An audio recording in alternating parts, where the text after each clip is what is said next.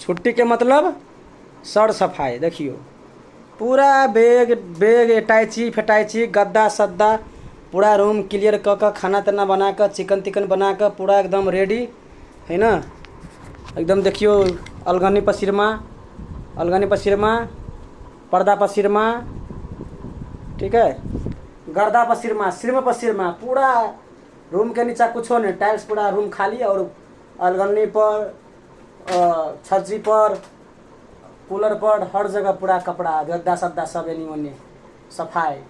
बाकी आदमी सफाई छुट्टी करे सफाई नहीं करे है, छोड़ दे है, खाए है, पड़ल रहे है और गंदगी का कखने रहे एकदम बिमल गुटखा पान सुपारी जर्दा दारू सारा शराब पता नहीं कि गांजा सब पी कर फेंकने आए।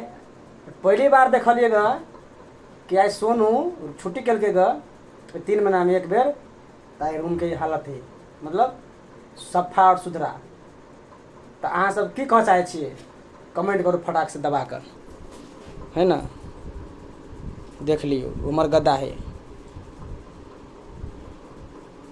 ना, यानी खाना साना पानी सानी डमस उमस रूम एहन हमर लाइफ है, देख सके छिए, है ना।